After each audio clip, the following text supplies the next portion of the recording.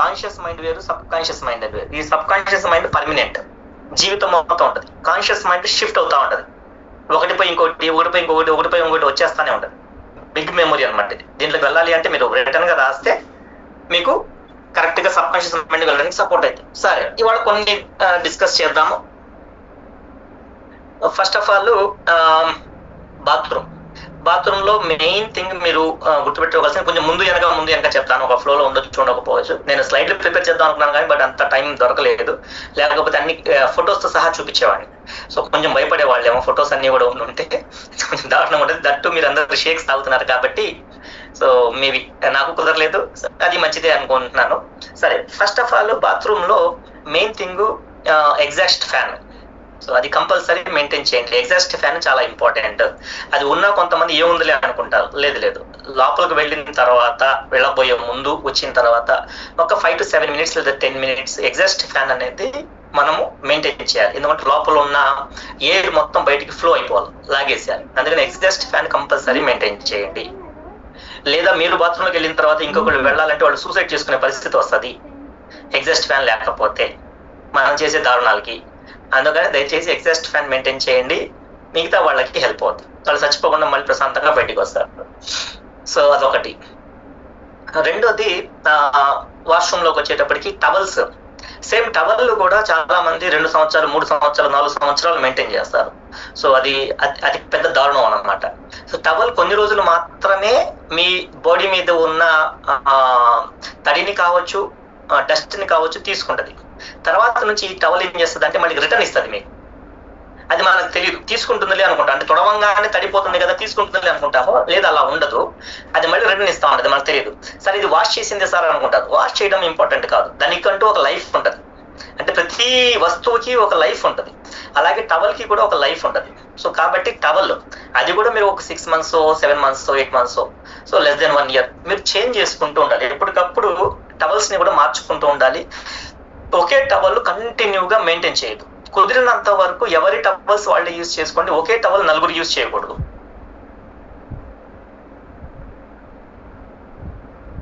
మేమిద్దరం భార్య భర్తలం అండి, ఒకటే టవల్ యూజ్ చేసుకుంటాము, ఇలాంటి అనకూడదులే. కానీ వెరైటీ సెంటిమెంట్స్ పక్కన పెట్టండి, అది వేరు. రిలేషన్ వేరు, హెల్త్ వేరు. ఓకే, కాబట్టి ఎవరి టవల్స్ వాళ్ళే మెయింటైన్ చేసుకోవడం చాలా చాలా ఇంపార్టెంట్. అయినంత వరకు హ్యాండ్ కి సపరేట్, ఫేస్ కి సపరేట్ గా పెట్టుకుంటే బెటర్. బాడీ మొత్తానికి ఒకటి, బట్ ఫేస్ అంత వరకు ఒకటి సపరేట్ గా పెట్టుకోవడం చాలా మంచిది. ఇది టవల్. సో ఇది టవల్ విషయంలో. మళ్ళీ చెప్తున్నాను, టవల్ రిపీటెడ్ గా కంటిన్యూగా 1 సంవత్సరాల తరబడి యూజ్ చేయొద్దు. సో దాన్ని మీరు కొన్ని రోజుల తర్వాత కొత్తగా కొనుక్కుంటూ ఉండండి, మార్చుకుంటూ ఉండండి. So cotton towels. And towel తో గుర్తుపెట్టుకోండి, మొత్తం జుట్టుని కానివ్వండి, స్కిన్ ని కానివ్వండి, సో బర్రెను తోమినట్టు రుద్దొద్దు పడేసి, అది అండ్ జస్ట్ అంతే తప్పితే. సో దాని భయంకరంగా మొత్తం బాడీ ఇటు మొత్తం ఎట్లా పడితే అలా రుద్దొద్దు. అంత భయంకరమైన స్కిన్ కాదు, అంత మందం కాదు స్కిన్, దాన్ని తట్టుకునేటట్టు, ప్రెషర్ తట్టుకునేటట్టుగా.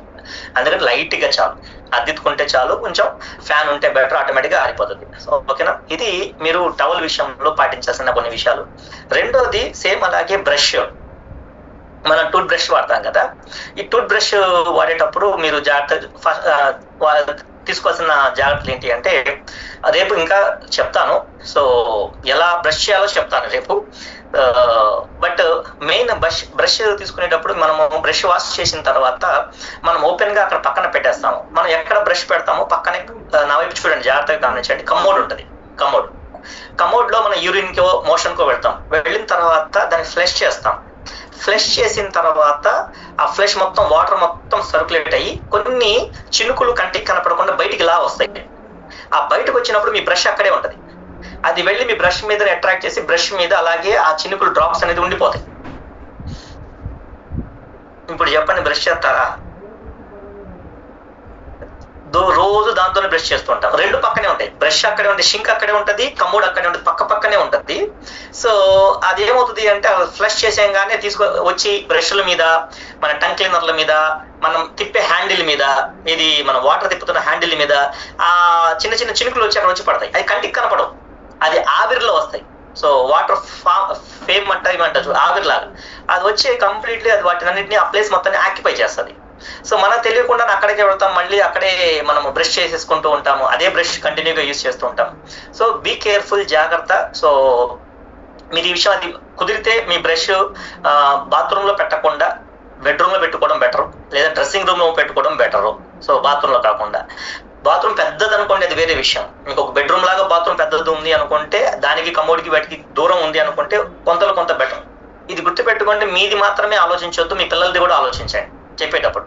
నేనేం చేస్తున్నాను కాదు, కరెక్ట్ మాకు బాగానే ఉంది, మరి మా పిల్లల పరిస్థితి ఏంటి, పిల్లల్లో వాళ్ళు ఎలా ఉన్నారు, పేరెంట్స్ ఎలా ఉన్నారు, ఇవి కూడా ఒకసారి చెక్ చేసుకోండి. సెట్ చేస్తే అన్ని సెట్ చేసుకోవాలి. కాబట్టి బ్రష్ చూసుకునేటప్పుడు ఒకసారి అది ఓపెన్ గా పెడతాం. ఓపెన్ గా పెట్టేటప్పుడు చీకట్లో మీరు లైట్స్ అన్ని ఆఫ్ చేసిన తర్వాత అది ఓపెన్ గా ఉందనుకోండి, కార్నర్ లో పెడతాం. బ్రష్ తీసుకొచ్చి ఒక కార్నర్ పెడతాం, ఇది ఆ స్టాండ్. అక్కడ ఒకసారి బల్లులు తిరుగుతుంటాయి. బల్లులు ఆ తడిని టేస్ట్ చేస్తాయి వచ్చి, అది మనకు తెలియదు కదా, మీరు ఉన్నప్పుడు వచ్చేవి కాదు. సో ఇది అన్నోన్లీ తెలిసిపోతుంది. అందుకనే కేర్ఫుల్, అదొక పాయిజన్. బల్లులు వచ్చి టెస్ట్ చేసినా, లేదంటే దాని మీద దోమలు కూర్చుంటాయి, ఈగలు కూర్చుంటాయి, క్రిములు కూర్చుంటూ ఉంటాయి బ్రష్ ఓపెన్ గా ఉంటే. అందుకని మీరు ఒక క్యాప్ మెయింటైన్ చేసుకోవడం బెటర్. అయితే బ్రష్ క్యాప్ ను మెయింటైన్ చేయాలి అంటే ఆ బ్రష్ క్యాప్ కి చిన్న చిన్న హోల్స్ ఉండాలి.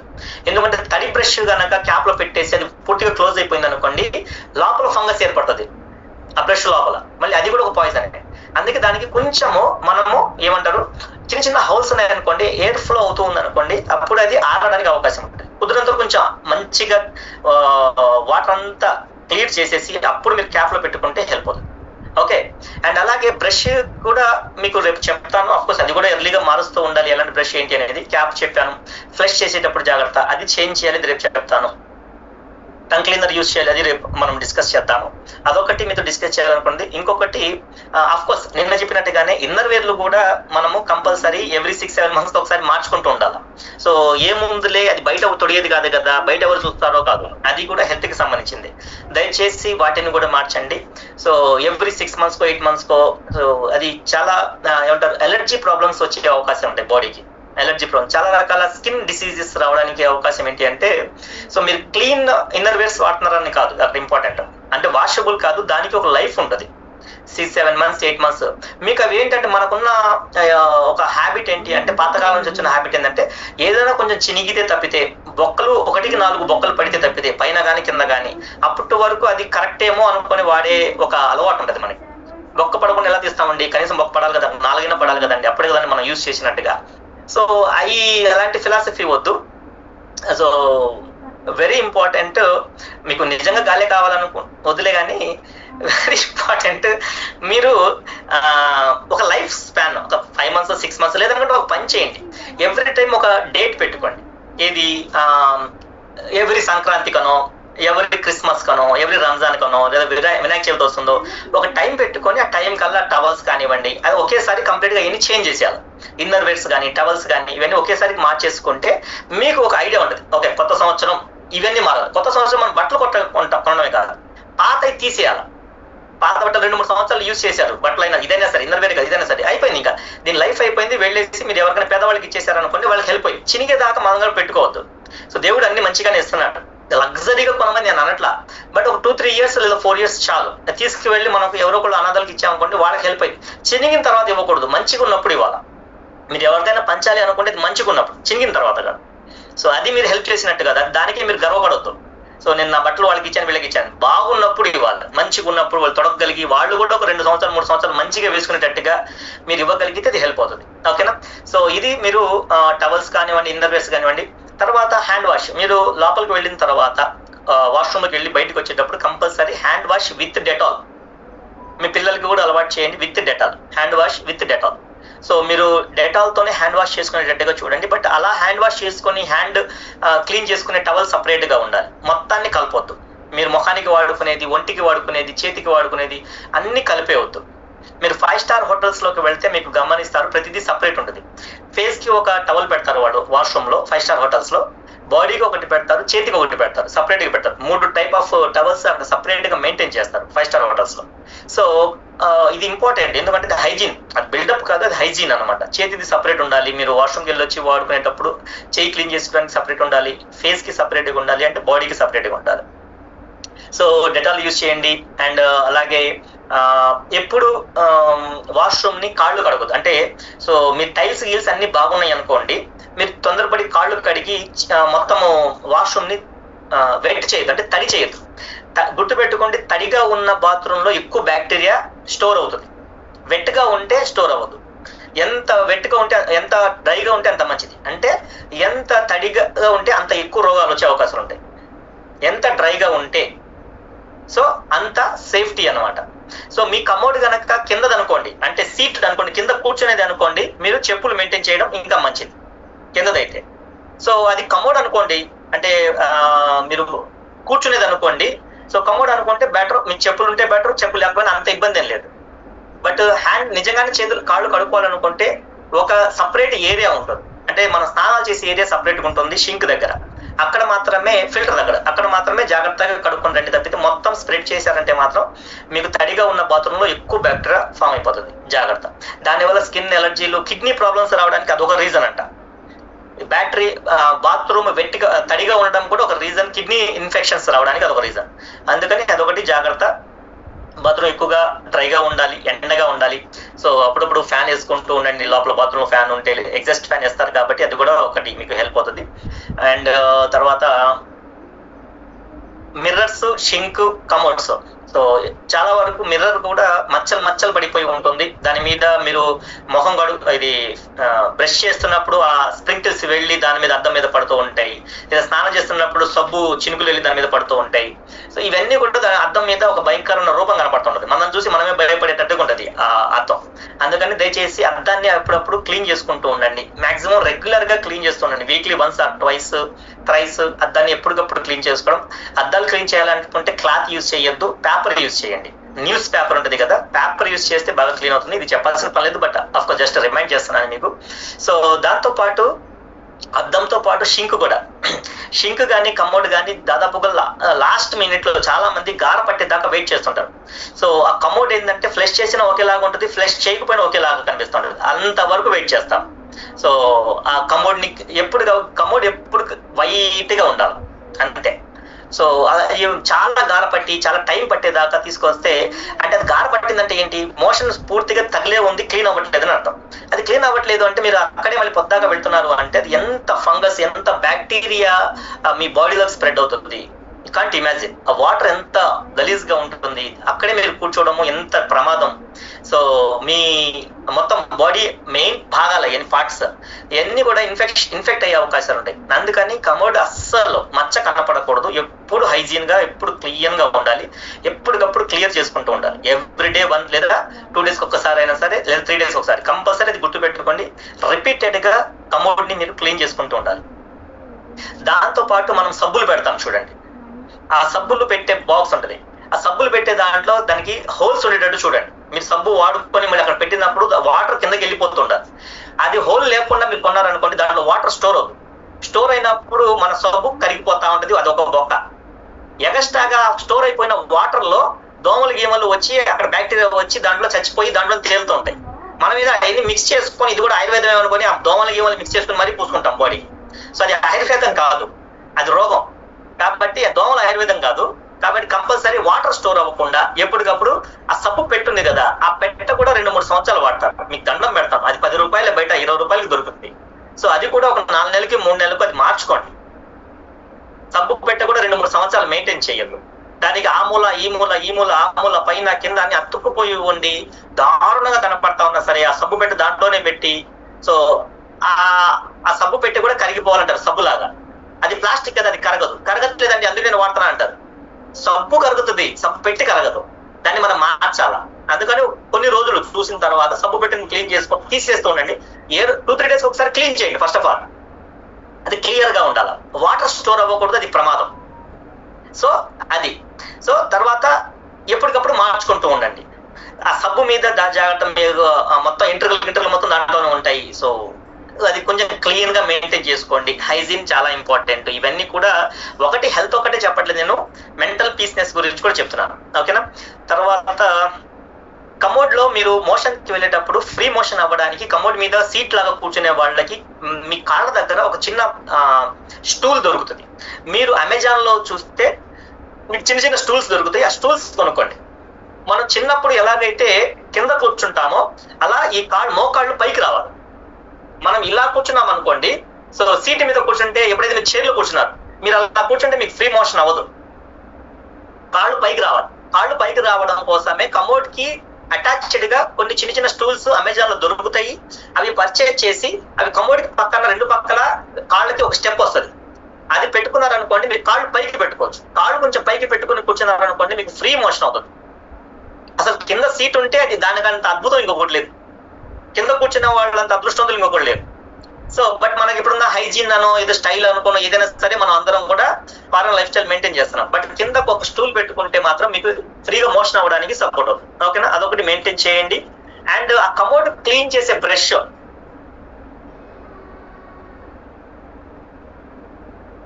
సో ప్రియమైన అది అందరికీ చెప్తున్నాను, ఆ కమోడ్ క్లీన్ చేసే బ్రష్ కొంచెం ఓకేనా, అది కూడా మార్చాలి, జాగ్రత్త. సో దాన్ని చాలా చాలా చాలా, ఎందుకంటే కమోడ్ ని క్లీన్ చేసిన తర్వాత ఇది లోపలికి వెళ్ళి బయటికి తీసుకొచ్చి మనతో పాటు పక్కన పెట్టుకుంటాం, అది జాగ్రత్త, అది క్లీన్ ఉండాలి అంటారు. దాన్ని కొంచెం అప్పుడప్పుడు వేడి నీళ్ళలో ముంచడము అండ్ కొంచెం క్లీన్ చేసుకోవడము, దాన్ని కూడా తొందరగా మార్చేయడము. సో అది ఒకసారి చూడండి, అది ఎక్కువసేపు తడిగా ఉండకూడదు, అది ఎక్కువగా అట్రాక్ట్ చేస్తుంది బ్యాక్టీరియాని. సో ఆ బ్రష్ ని కూడా మనం తొందరగా చేంజ్ చేయాలి. సో అండ్ అలాగే ఇంకేమున్నాయి,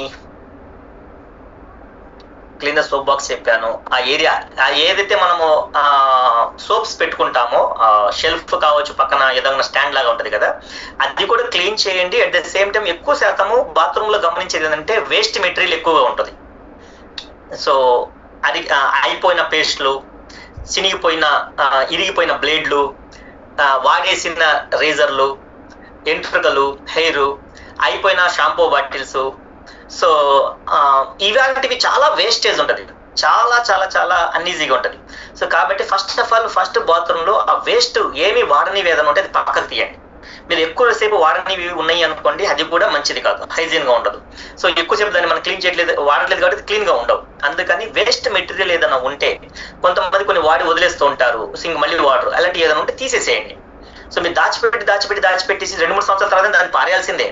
మీరు వాడరు అంటే వాడరు అంతే. దాన్ని తీసేసి ఎంత తొందరగా తీసేస్తే, ఎంత లిమిటెడ్ గా ఉంటే బాత్రూమ్ లో ఐటమ్స్ అంత ప్లెజెంట్ గా ఉంటారు.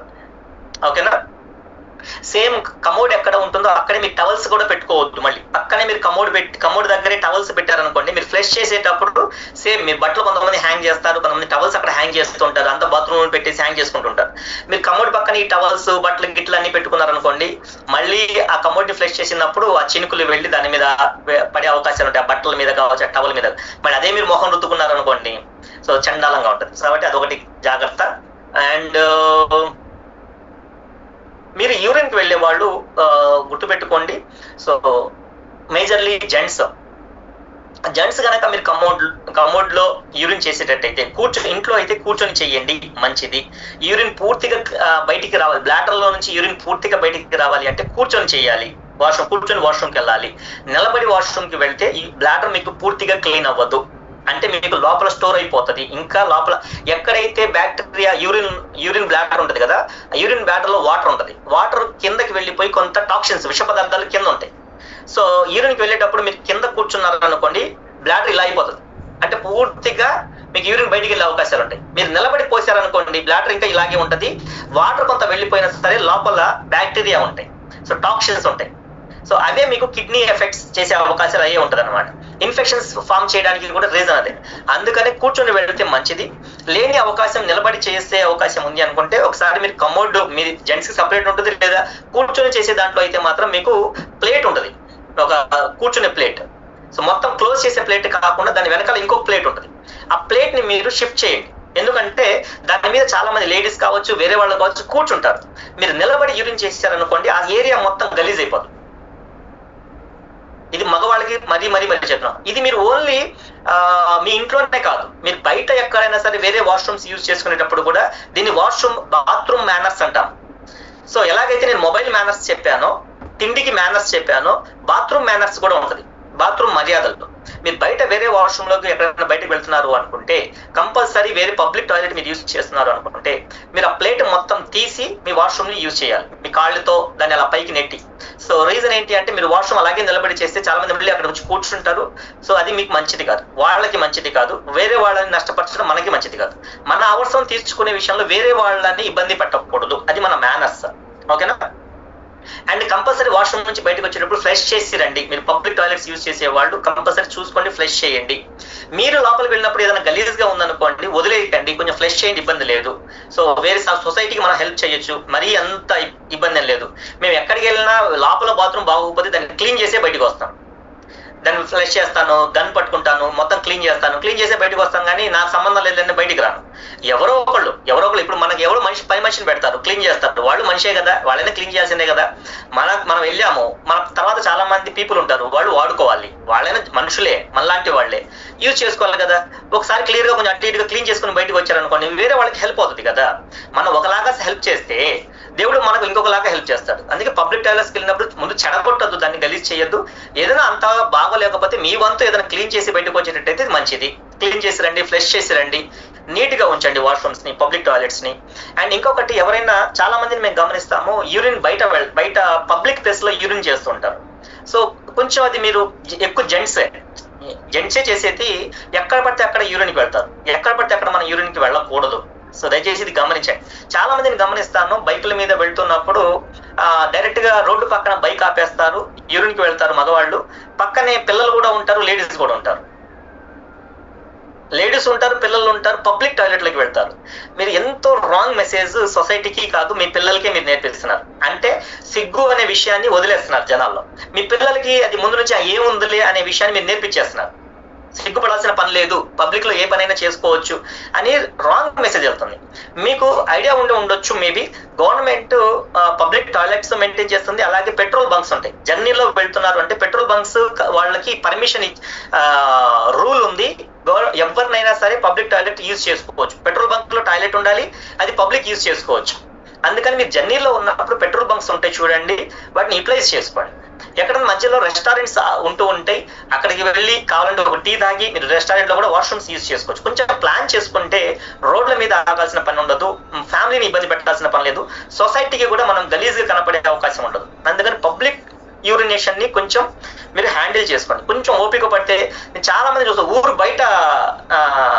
ఊరు దగ్గరే ఉంటుంది, బండి పక్కన ఆపేసి అవి చేసేవి మనుషులు కాదు. మీరు గుర్తుపెట్టుకోండి, మనకంటూ ఒక హ్యూమన్ బీయింగ్ అంటే మన మనుషులము, మన ప్రైవేట్ పనులన్నీ కూడా చాలా ప్రైవేట్ గానే చేయాలి, పబ్లిక్ గా చేయకూడదు. ప్రైవేట్ పనులు ప్రైవేట్ గానే చేయాలి. సో ప్రైవేట్ పనులు పబ్లిక్ గా చేసేవి మనుషులు కాదు. అందుకని బయట యూరినేషన్ కొంచెం మీరు జాగ్రత్త. పెట్రోల్ బంక్స్ అవన్నీ యూజ్ చేసుకోవచ్చు. అండ్ దాదాపుగా అన్ని కవర్ చేశాను అనుకుంటాను. అమ్మో, టైం కూడా అయిపోయిందిగా.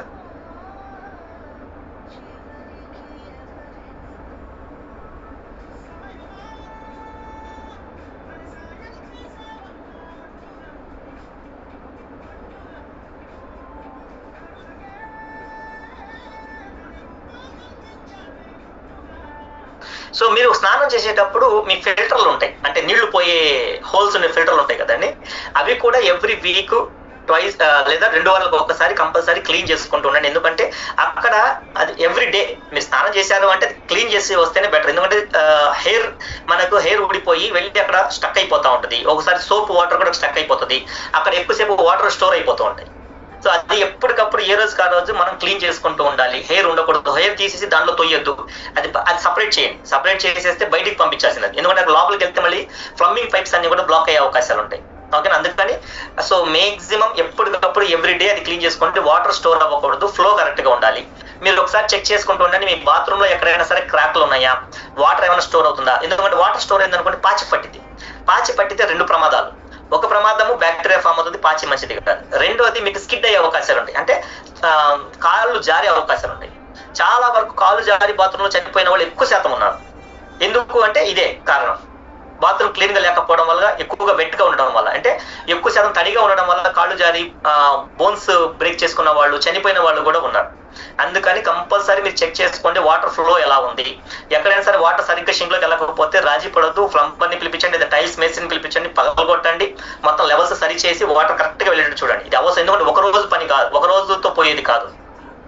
జీవితం మొత్తం మనం ఎవ్రీడే 1 or 2 times రోజుకి స్నానం చేస్తాం, అన్నిసార్లు వాష్రూమ్కి వెళ్తాం. వాటర్ ఎక్కడ స్టోర్ ఉండకూడదు, ఆ లెవెల్ జాగ్రత్తగా చూసుకోండి. ఏ మాత్రం వాటర్ ఆగుతున్నాయి, ఒక మూలలో కొంచెం ఉండిపోతున్నాయి అనుకుంటే మాత్రం ఇమీడియట్లీ మీరు ప్లంబర్నో లేదనుకుంటే టైల్స్ వాళ్ళనో పిలిపించి పగలగొట్టైనా సరే లెవెల్ చేయించుకోండి. వాటర్ ఒక్క చుక్క కూడా ఆగకూడదు, క్లియర్ గా కరెక్ట్ గా స్ట్రైట్ గా ఫిల్టర్ లోకి వెళ్ళిపోవాలి, డ్రైనేజ్ లోకి వెళ్ళిపోవాలి. డ్రైనేజ్ లైన్ ఎప్పటికప్పుడు క్లియర్ గా ఉండాలి, క్లీన్ గా ఉండాలి. సో అక్కడ స్మెల్ రాకూడదు, జాగ్రత్త. సో ఇది కంపౌండ్ కి సంబంధించిన, వాటర్ కి సంబంధించిన, బాత్రూమ్ కి సంబంధించిన అన్ని రకాల విషయాలు. రేపు కొన్ని మనం బ్రష్ గురించి మాట్లాడదాము. సో ఇప్పటికైతే ఇదే చెప్పండి, ఇప్పుడు ఏమేం విషయాలు మీకు అర్థమైనవి, నేర్చుకున్నారు, రిపీట్ చేద్దాం ఒకసారి.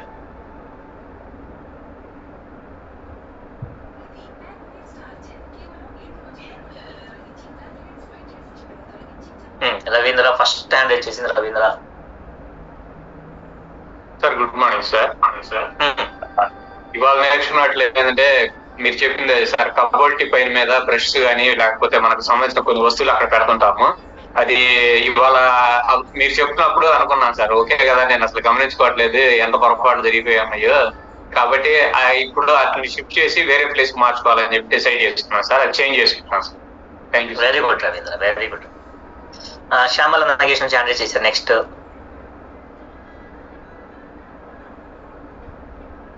Happy morning sir. Happy morning మా. కవర్స్ అనేది చేంజ్ చేయాలనేది ఒకటి నేర్చుకున్నా సార్. అంటే నేను ఎక్కువ రోజులు వాడుతుంటాను, అది చేంజ్ చేసింది. Very good. Rajitha Nagesh. Good morning sir. Good morning మా. మిర్రర్స్ ఎప్పుడు క్లీన్ గా పెట్టుకోవాలి అని అదొకటి సార్. అంటే స్ప్రింకిల్స్ అన్ని పడుతుంటాయి అని చెప్పారు కదా, సో అది కొంచెం హైజీనిక్ గా పెట్టుకోవాలి. Very good. Next Pushpa. Sir good morning sir. Good morning. చెప్పులు ఒకటి మెయింటైన్ చేయాలి సార్, అది ఒకటి చేంజ్ చేస్తాం. ఎవరైనా ఇలా నేర్పిస్తారా బయట, అసలు ఎక్కడైనా తెలిసిన పాయింట్లు ఇవి పుష్ప? లేదు సార్, అసలు వాష్రూమ్ గురించి అంటేనే ఎవరు మాట్లాడరు.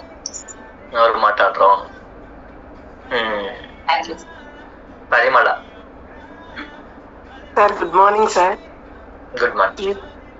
చిన్న కానీ చాలా పెద్ద మిస్టేక్స్ చేస్తున్నామని అర్థమైంది సార్. నేను వచ్చేసరికి మూడు మార్చుకోవాలనుకుంటున్నాను సార్. టవల్ ఎక్కువ అంటే ఇయర్స్ వాడుతుంటాం కదా, అదొకటి రీప్లేస్ చేసుకోవాలనుకుంటున్నాను సార్. అండ్ ఇంకొకటి ఏంటంటే మిర్రర్ క్లీనింగ్ సార్, అది నేను ఎప్పుడో మంత్లీనో లేదంటే ఎప్పుడు గుర్తొస్తే అప్పుడు చేస్తుంటాను, ఎక్కువ చేయను. అదొకటి. అండ్ సోప్ బాక్సెస్ సార్, అది కూడా అది పగిలిపోయాలి. అవి సిల్లీగా ఉండొచ్చు, బట్ మనం చేసిన మిస్టేక్స్ అని అర్థమవుతుంది సార్. కానీ ఇలాంటి టాపిక్స్ చదవడం అనేది బయట కానీ ఎక్కడా ఉండదు సార్. కానీ ఇలాంటి టాపిక్స్ చదవడం అనేది really great sir. Thank you sir. Very good అమ్మా, welcome, my pleasure. And Vani. Good morning sir. Good morning. మీరు చెప్పినవన్నీ మాక్సిమం ఫాలో అవుతాను సార్, బట్ స్లిప్పర్ అయితే యూజ్ చేయం ఇంట్లో అని చెప్పి. అన్ని దేవుడి ఫొటోస్ ఉంటాయి కదా అని నాకు భయం ఎక్కువ, అందుకని రూమ్కి ఒక ఫోటో పెట్టుకుంటా దేవుడిది, అందుకని చెప్పులు లోపలికి ఎలా చేయలేను. అది స్లిప్పర్ మాత్రం బాత్రూమ్ బయట పెడతాను, లేకుంటే బాత్రూమ్ లోపలన్నా పెడతాను. లోపల పెట్టేస్తాను సార్. అయితే మాక్సిమం అన్ని గుడ్, అన్ని మీరు చెప్పినయే. ఇంకొక విషయం సార్, నేను క్లాస్ చెప్పేటప్పుడు యాక్చువల్ గా నేను వీళ్ళందరూ మా ఇంట్లో వాళ్ళు వెళ్ళేదాకా నేను వీడియో ఆన్ చేయను సార్, వింటా ఉంటాను. ఈ రోజు వీడియో ఆన్ చేసేసరికి కింద వాచ్మెన్ భార్య మీరు చెప్తుంటే నేను వింటానమ్మా, ఇక్కడే కూర్చో అని చెప్పేసి అని కిందనే కూర్చోబెట్టింది చాలాసేపు. తను కూడా వినింది, మంచిగా చెప్తున్నారు అని చెప్పేసి చెప్పింది. ఇంకా మధ్యలో ఇంకా మీట్ అయిందా?